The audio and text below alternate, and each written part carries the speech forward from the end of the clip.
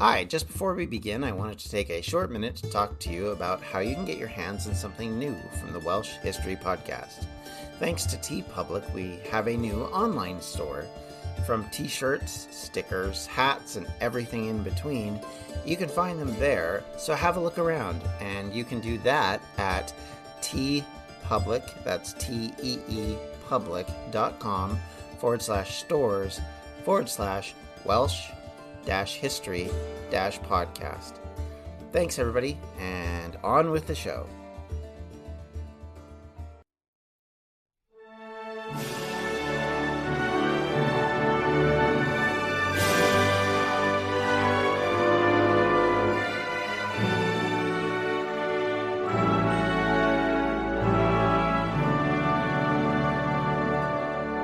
Welcome back to the Welsh History Podcast, episode 149, From Northampton to Wakefield.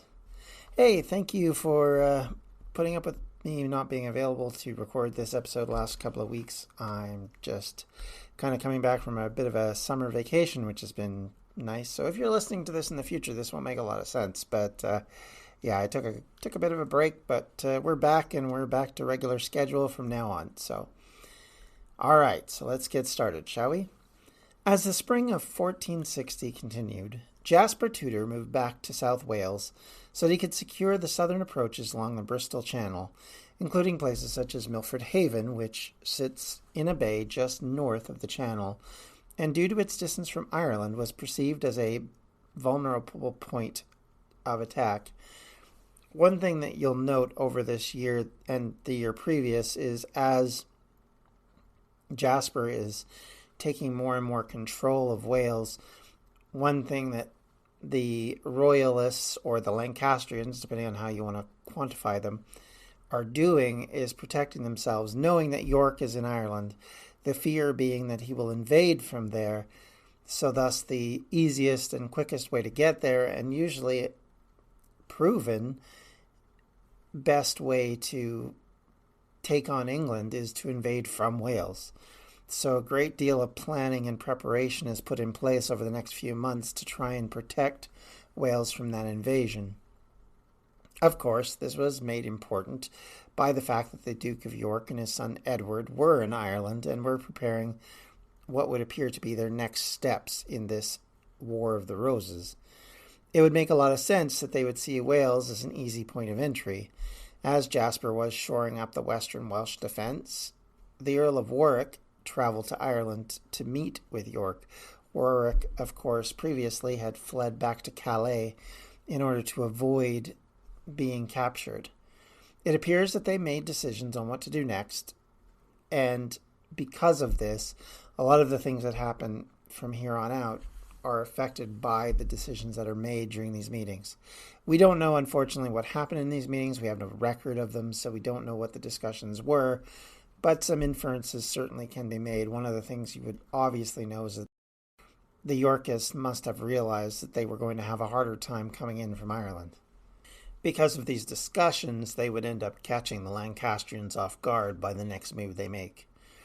In the summer, it would turn out that the pressure, rather than coming from Ireland, came from Calais. Warwick returned to England on June 26, 1460, landing in Sandwich.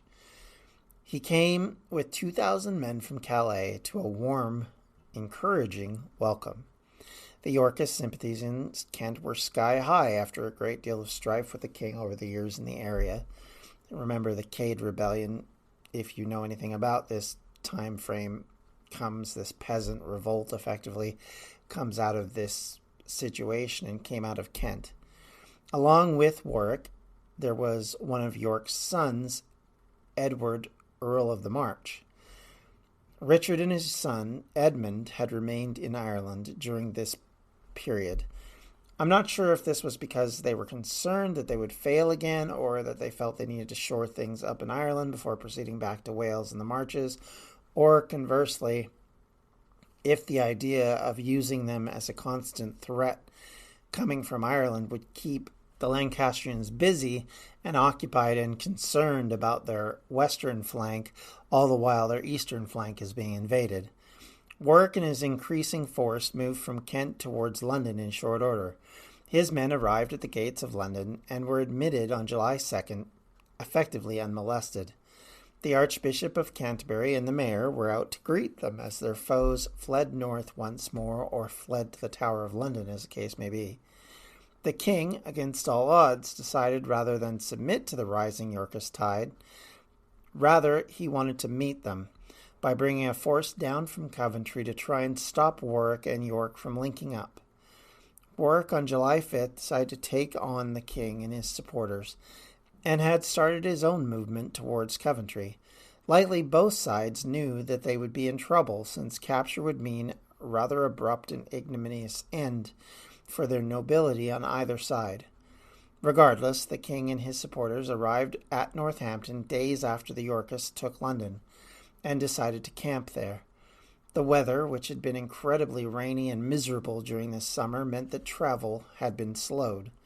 However, both sides must have been aware that they were closing in on a confrontation. The Yorkists, for their part, arrived on July 9th, as both sides prepared once more for a confrontation. This time, the Yorkists had a stronger noble backing, which meant that they had a superior force.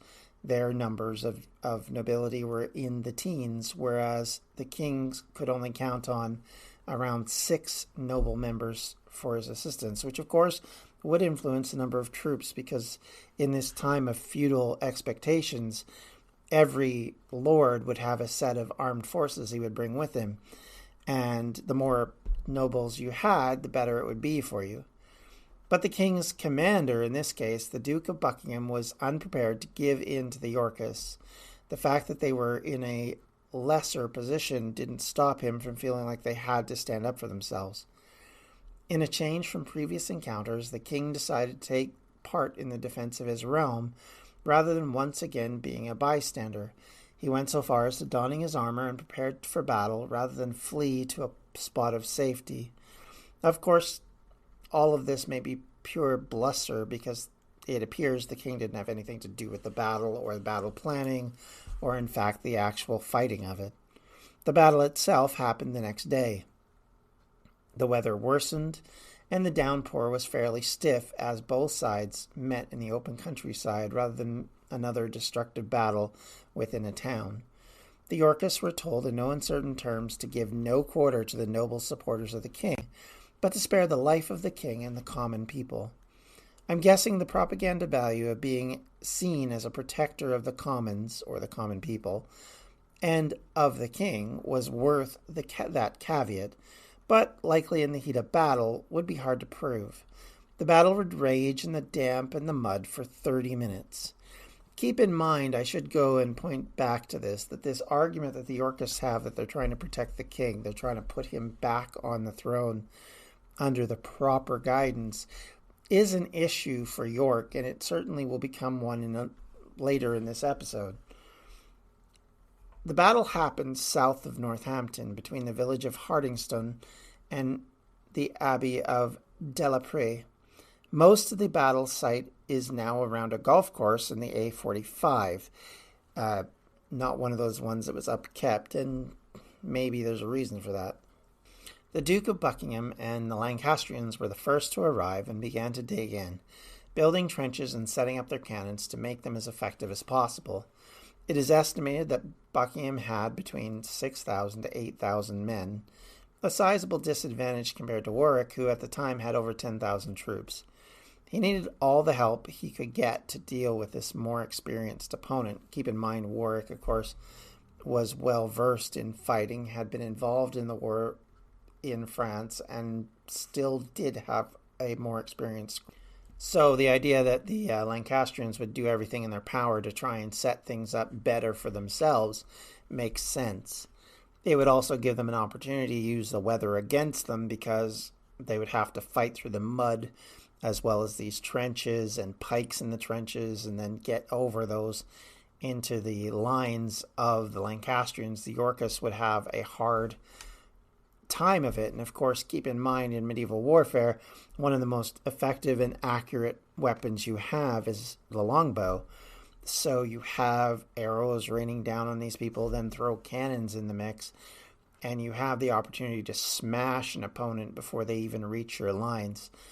because, of course, for a lot of them, in order to be effective, they've got to get within reach of you. As we're not at the point where pistols or guns are effective or even in a lot of use. The idea of a hand cannon was still in the early days of invention, and thus a lot of the things that will come about in the next couple hundred years just don't exist at this point. So you're still at sword and shield battles. And so anything you can do to slow that down, to wheedle them out, especially against a bigger opponent, would make sense, especially in an open field as this was. So it's important to do this. Warwick's men, of course, were much more deliberate in preparing for this battle. After 2 weeks of marching, they rested rather than aggressively meeting up with the Lancastrians.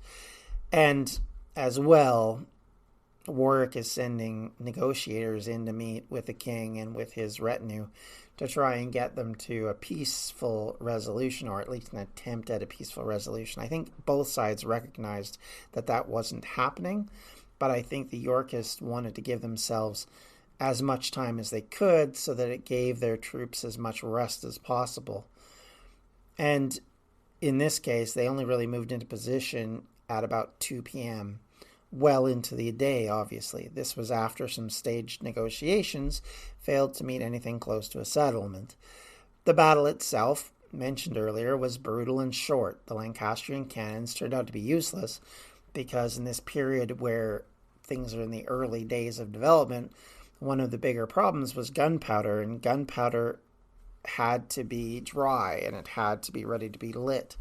And there was an entire process to lighting cannons in that era, which starts to get changed as time goes on and we move more and more towards modern uses of things. But at this point, you had to have dry gunpowder. And of course, in the middle of a massive rainstorm with... Coming up on 5 Minute News, I'm Anthony Davis. You might think it's partisan because maybe it's critical of one side or the other, but it's not. It's just the truth. And I think that's also something that's kind of unusual for Americans listening to the radio or to podcasts, because the news landscape in the States has been so partisan for so many decades. So 5 Minute News is verified, truthful, independent, unbiased, and essential world news daily.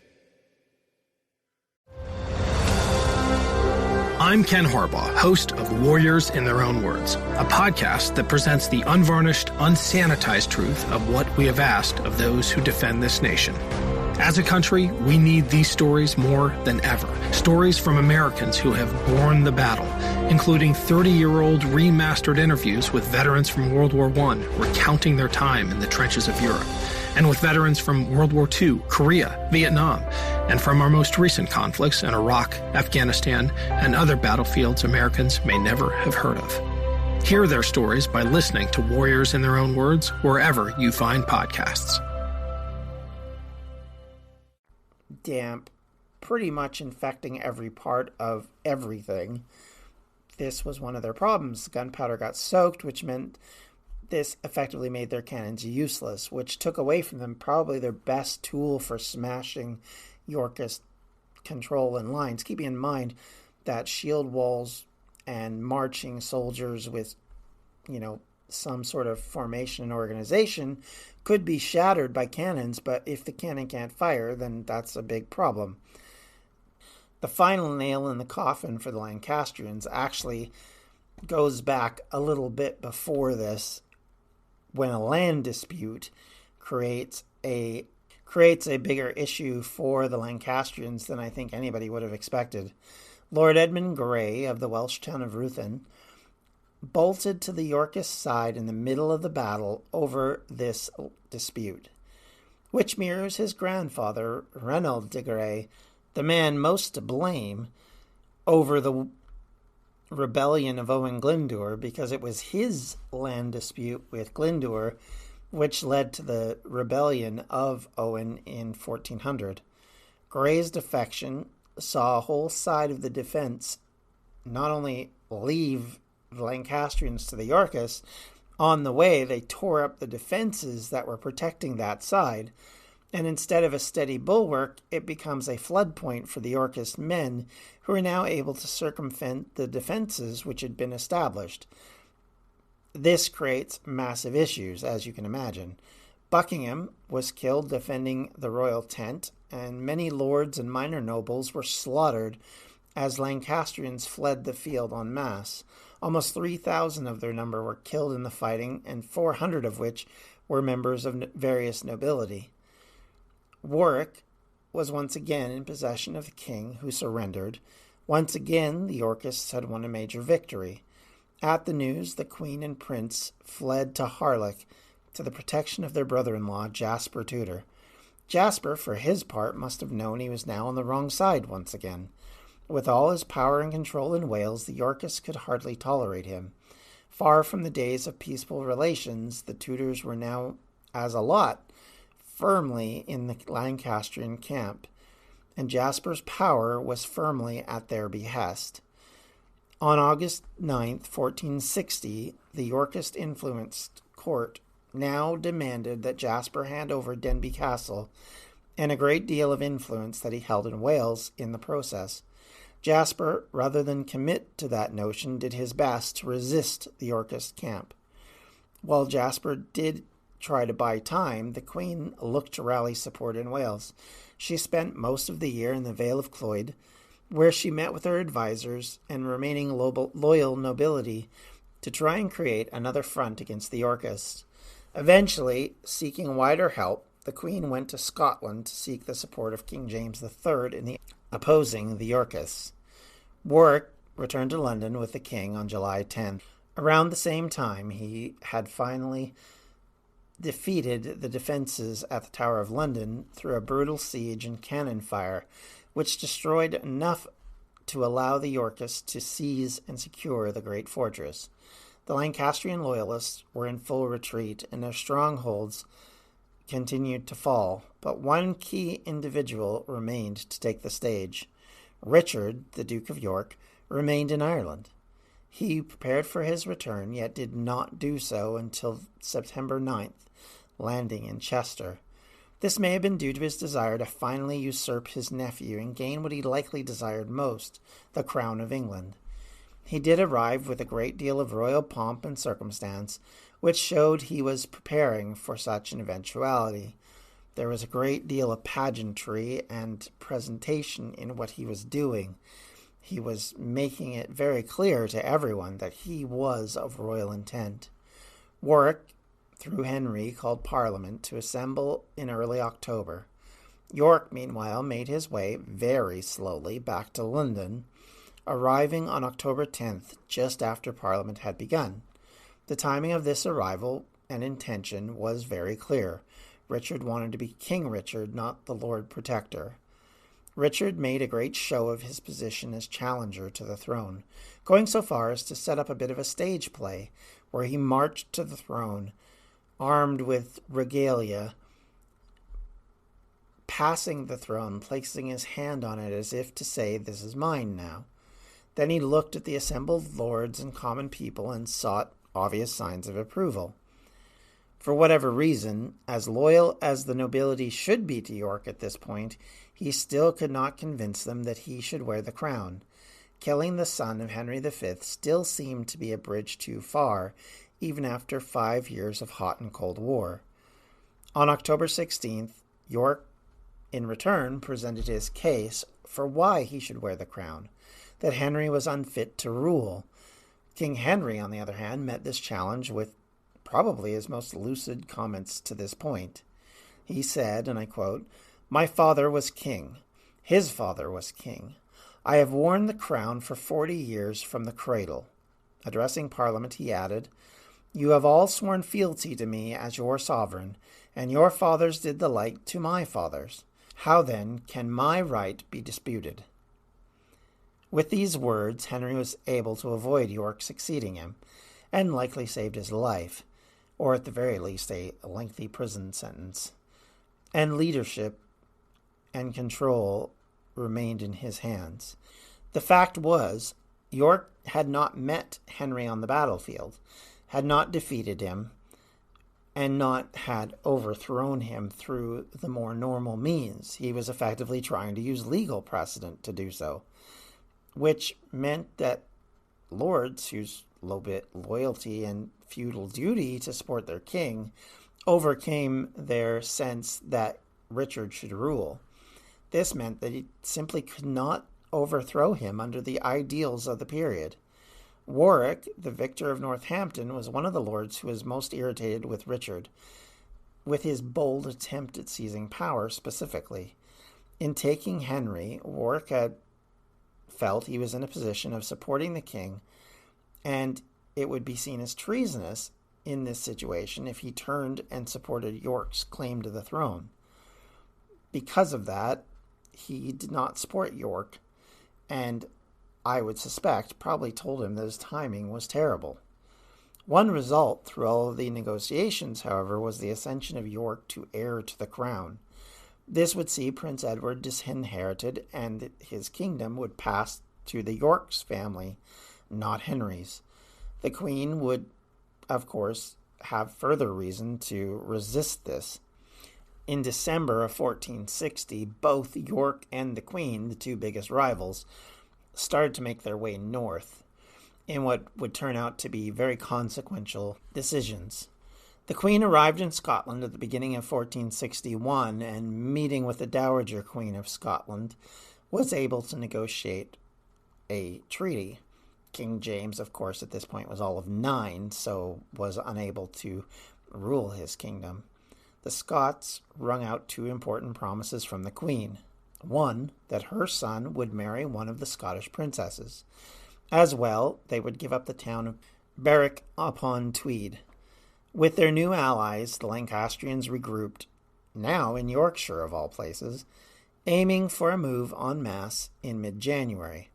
But as the Queen's forces rallied, York, as I mentioned earlier, had raced north to meet them. And in a move that many historians still call very puzzling, cast his lot.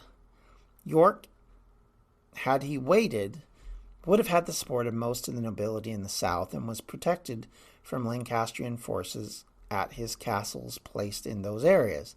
He could simply waited for the support to come from his allies, and that met the royalists at a place of his choosing. However, on December 30th, Yorkist troops, led by Richard, the Duke of York, and Lord Salisbury, the senior Neville, attempted to destroy a foraging party led by the Lord Somerset. What they did not know or understand at the time was that they were being led into a trap. 2 forces, led by the royalists Lord Wiltshire and Lord Roos, waited near Wakefield in the woods, preparing to spring this trap. Somerset was caught at what was now known as Wakefield Green, and York and Salisbury appeared to be winning the day. Obviously, the smaller force being caught out would appear to be losing. It was at this point that the trap was sprung, and the Yorkists caught immediately by surprise, as these 2 much larger forces pincered them and caught them. Some historians feel that this probably happened because York did not know about the larger force in the area. I would also add, it appeared to me that he must have been fairly overconfident in his success, hoping to catch such an important lord as Somerset in the open and be able to slaughter him would be yet another feather in his cap. But leaving the protection and safety of his castle meant he was exposed. Whatever the case, York and his loyal nobility were targeted. Richard was unhorsed, and Lord Salisbury was captured. Richard, the Duke of York, and his oldest son Edmund, and Richard Neville, the Lord of Salisbury, were all killed. York, his son, and Salisbury were beheaded. Their heads were then taken to York and put on pikes at the Micklegate, and placed upon the Duke's head was a paper crown, the only crown he would ever wear, as so often pointed out. Warwick, still in London, and still in possession of the king, was now the most powerful Yorkist in England. The Queen, opened 1461 at the head of a large army filled with men from Wales, Scotland, and England, and with York finally finished, her chief rival, it was likely expected that it would be a matter of time before her final victory and reclaiming her husband. Jasper and Owen Tudor likely felt that they were on the right side of history and remained fully in control of Wales. But at the height of this power, a vengeful son of Richard was about to take his hand to the wheel of history. Wakefield, far from the end of the War of the Roses, was only the first act of a much larger and influential conflict. Thank you everyone for listening, and I hope you have a great day. If you have any questions, comments, or concerns, you can reach me at the Welsh History Podcast at gmail.com. You can also connect with me on Twitter at twitter.com/Welsh History Podcast, or just at Welsh History Pod. Or you can reach us on Facebook at facebook.com/Welsh History Podcast. Or if you would like to join our Patreon and help support the podcast, you can do that at patreon.com/Welsh History. Once again, thank you, everyone. I hope you had a great summer, and I look forward to continuing the story. And until next time, take care. Have a great day. Goodbye. This has been a Distractions Media production. For more info, you can check out everything we do at distractionsmedia.com. Hello, this is Gary Chahot welcoming you to check out the French History Podcast. Our main show covers the history of France from the first humans until present. If you liked Mike Duncan's The History of Rome and wanted a similar program covering the land of beauty, culture, and love, we are exactly that. We also host world-renowned scholars who have delivered guest episodes on their specialties, including 18th century pirates, revolutionary booksellers in 20th century Paris, the special friendship between the Marquis de Lafayette and Thomas Jefferson, and numerous others. Learn what you love and listen to the French History Podcast today.